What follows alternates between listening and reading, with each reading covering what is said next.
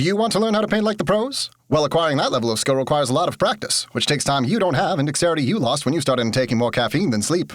Instead, I'll be showing you how to paint well enough to convince yourself you're not wasting your time and money on a fruitless hobby. Step 1. Choosing a model. You'll preferably want to choose an easier starter model, one that doesn't have a lot of small or intricate details. Just take those complex-looking miniatures and put them off to the side indefinitely. Tell yourself that you get around to it next time and continue a vicious cycle of completing simpler projects to appease your undying urge to accomplish something.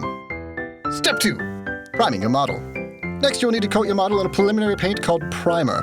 The reason you prime your miniatures before painting them is, I don't know. The man at the store told me I'd need to, but I dare not admit to a stranger that I don't know something, for their validation means everything to me. Step 3. Starting to paint. Choose a base color for your miniature and coat it on generously. Since this is a rock golem, you can basically paint the whole thing gray and just pretend you're okay with that.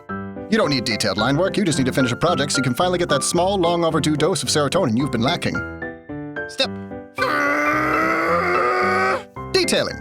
To make the colors on your new miniature pop, you'll need to take lighter and darker variations of your chosen base color to contour and highlight the crevices and edges respectively in order to add a sense of depth to the model, which sounds hard. So instead, you're just going to cover it in this handy shader called Null Oil. Shaders and contrast paints differ from layer paints in the sense that they're filled with tiny magic that does all the fine detailing work for you.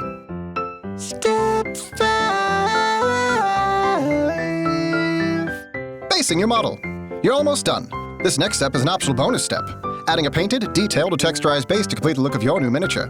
Thankfully, most models come with a standard flat round black base. Some bases will have intricate terrain or designs on them, which may look great at first, but end up just being a whole other project that you now have added to the already existing list of things you've yet to do. So instead, you're just going to drown this in glue and douse it in this small green material called flock that has been considered to look like grass to people whose only knowledge of fields are from literature and women's razor commercials. Just throw a heaping handful at it and tell yourself that those glue lumps are reminiscent of something that would definitely appear in nature.